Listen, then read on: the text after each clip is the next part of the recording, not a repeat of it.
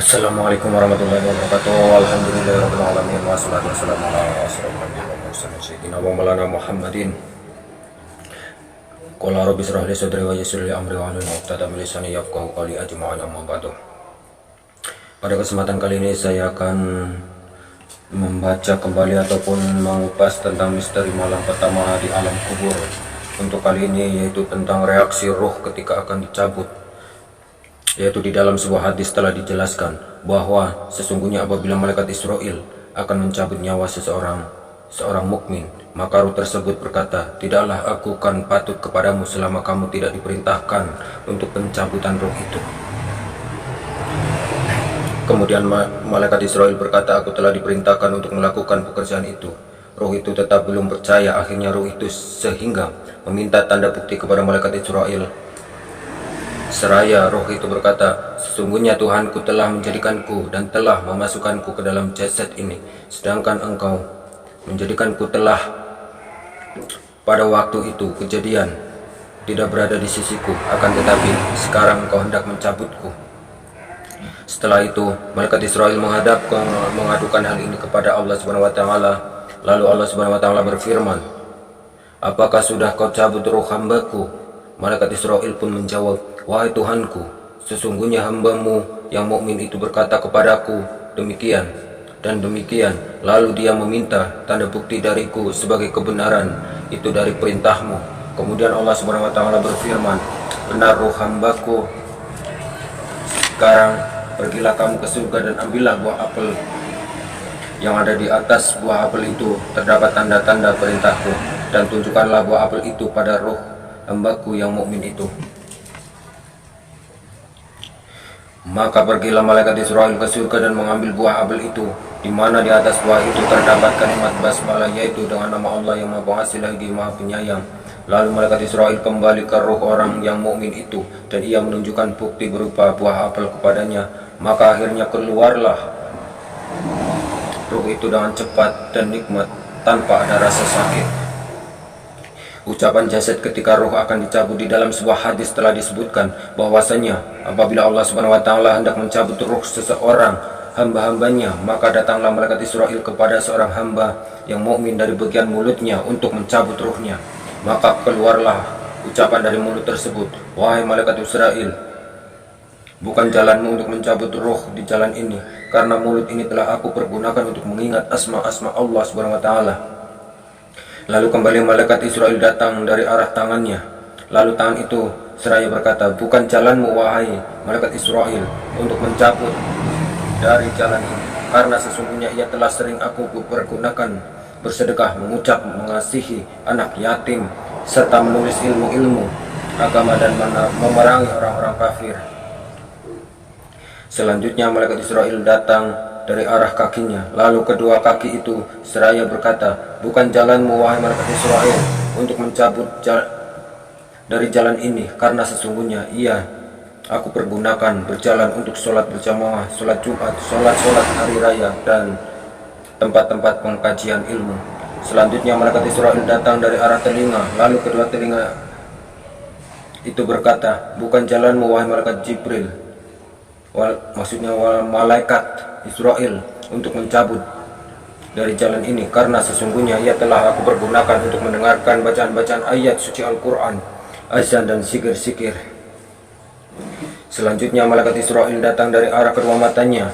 Lalu kedua mata itu seraya berkata, bukan jalanmu wahai malaikat Israel untuk mencabut dari jalan ini, karena sesungguhnya ia telah aku pergunakan untuk mencabut, untuk melihat orang-orang yang soleh.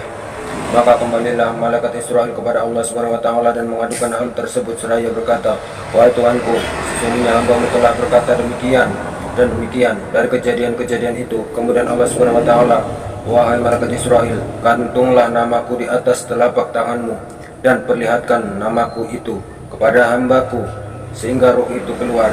Kemudian malaikat Israel mengerjakan apa yang telah diperintahkan oleh Allah Subhanahu wa taala, yaitu menuliskan di atas telapak tangannya nama Allah Subhanahu wa taala. Kemudian malaikat Israel datang kepada hamba-hamba tersebut, lalu diperlihatkanlah tanda ataupun bukti kepada roh hamba yang mukmin tersebut.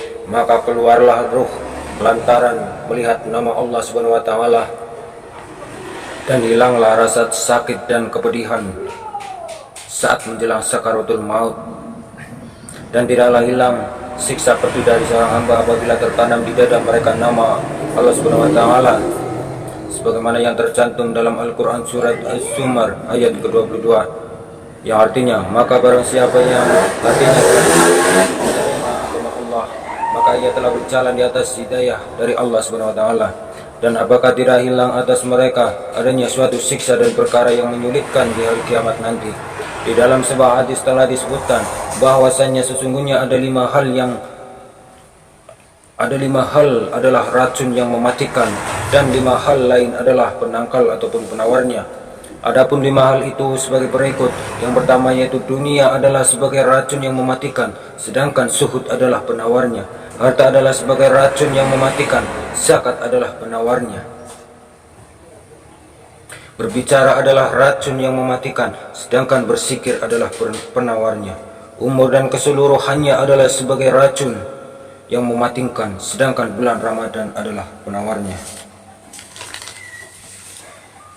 Di dalam sebuah hadis telah disebutkan bahwasanya apabila telah sampai sakaratul maut bagi seorang hamba, maka ada pemanggil yang memanggil dari hadapan Allah Subhanahu wa taala, "Wahai ruh, berhentilah sebentar saja," hingga ia merasakan istirahat. Ketika ruh telah sampai di dada, maka Allah Subhanahu wa taala berfirman, "Berhentilah sejenak," hingga ia merasakan istirahat. Demikian juga apabila ruh telah sampai pada kedua lutut, pusar sampai pada kerongkongan, maka Allah Subhanahu wa taala berfirman, "Berhentilah sejenak saja," hingga ia memohon diri pamit antara anggota badan yang satu dengan anggota badan yang lainnya.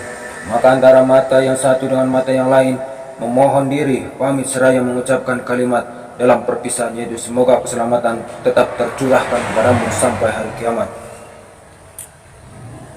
Demikian juga tangan tanpa dapat bergerak, kedua kaki tanpa dapat bergerak, kedua mata tanpa dapat melihat, kedua telinga tanpa dapat mendengar, dan tubuh terkulai tak berdaya tanpa adanya ruh. Seandainya lisan tersebut tidak beriman, serta hati tidak ada makrifat, lalu bagaimana keadaan seorang hamba tersebut di liang lahat? Ia tidak dapat melihat seorang pun, tidak dapat melihat bapak ibunya dan anak-anaknya, saudara-saudara dan teman-temannya. Di dalam liang lahat tidak ada saudara, di dalam liang lahat tidak ada kasur, dan tidak ada selembar selimut. Dan kalau tidak dapat melihat Tuhan yang mulia, maka ia benar-benar orang yang dalam keadaan rugi yang sangat besar.